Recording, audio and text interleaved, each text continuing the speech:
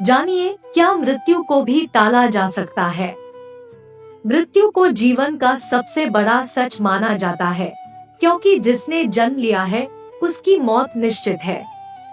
फिर भी हर व्यक्ति यह सोचता और चाहता है कि उसकी मौत नहीं आए, लेकिन यह ऐसी चाहत है जो कभी पूरी नहीं हो सकती, क्योंकि प्रकृति का नियम है कि जिसने जन्म लिया है वह मरेगा भी। इस नियम से सिर्फ इंसान ही नहीं भगवान भी बंधे हैं। इसका सबसे बड़ा उदाहरण है भगवान विष्णु का राम और कृष्ण के रूप में अवतार धारण करना और पृथ्वी पर जन्म लेना, फिर देह त्याग करके वापस अपने लोक लौट जाना।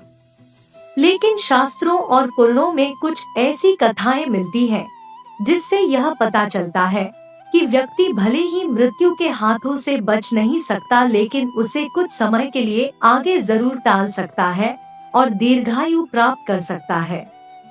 कुछ आधुनिक शोध और प्रयोगों से भी यह पता चला है कि आप भले ही मृत्यु से बच नहीं सकते, लेकिन कुछ वर्षों के लिए मौत को आगे टाल सकते हैं।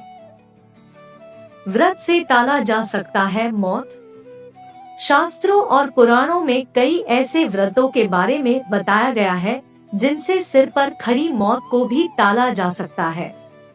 इन व्रतों में सबसे जाना माना व्रत है वट सावित्री और करवा चौथ का व्रत। यह दोनों ही व्रत महिलाएं अपने पति की लंबी आयु के लिए रखती हैं, क्योंकि देवी सावित्री और करवा ने यमराज के हाथों से अपने पति की प्राण को वापस छीन लिया था और इनका सुहाग लंबे समय तक बना रहा। इन दोनों व्रतों की तरह महिलाएं जीवित पुत्रिका और अहोई अष्टमी व्रत भी रखती हैं। इन दोनों व्रतों को संतान का रक्षक माना जाता है। ऐसी मान्यता है कि इन व्रतों से संतान की मृत्यु अल्पायु में नहीं होती है। इस तरह के और भी कई व्रत है जो पति, संतान और खुद की आयु को बढ़ाने वाला माना गया है। नाग पंचमी और नरक चतुर्दशी भी इस तरह का लाभ देने वाला व्रत माना गया है। मंत्रों से मौत को मात देना संभव है। शास्त्रों में बताया गया है कि मंत्रों में अद्भुत शक्ति होती है जिनसे मौत को मात दिया जा सकता है। इस संबंध में जिस मंत्र को सबसे शक्तिशाली माना गया है वह है महामृत्युंजय मंत्र। इस मंत्र के विषय में बताया जाता है कि इसमें इतनी शक्ति है कि मृत शरीर में भी जान फूंक दे। ऐसी कथा है कि असुरों के गुरु शुक्राचार्य इस मंत्र से मरे हुए असुरों को जिंदा कर देते थे। इसी मंत्र से ऋषि मार्कंडेय, जिनकी मृत्यु 16 वर्ष में होनी थी, वह मौत को मात देने में सफल रहे थे। इसलिए आज भी जन्मपत्री में अल्पायु और अशुभ योग होने पर ज्योतिष शास्त्री इस मंत्र का जप करने और करवाने का सलाह देते हैं। माना जाता है कि इससे अशुभ योग और गंभीर रोग में लाभ मिलता है। इस मंत्र पर हुए शोध से भी यह पता चला है कि यह स्वास्थ्य के लिए लाभप्रद होता है। विज्ञान इस तरह मौत को मात देने की बात करता है। विज्ञान के अनुसार शरीर जिन कोशिकाओं सेल्स से बना है वे टूटती और टूटे फूटे सेल्स की जगह नए कोशों में तब्दील होती रहती है।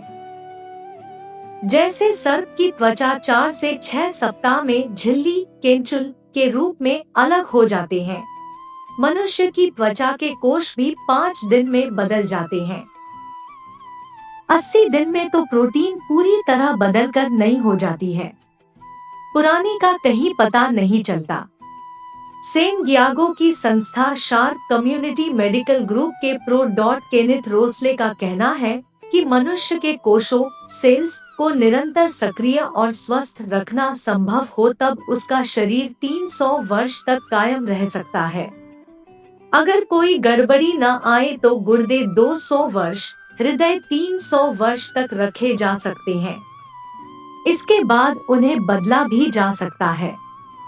हृदय प्रतिरोपण के प्रयोग तो बहुत बेहद सफल हुए हैं।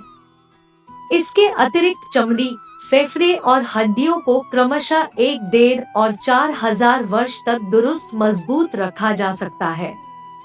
इन्हें बदलना आसान हुआ और कोशिकाओं के बारे में प्रयोग कामयाब हुए तो वह दिन दूर नहीं जब वृद्ध व्यक्ति को ज्यादा से ज्यादा 12 सप्ताह में बदलकर नया किया जा सकेगा।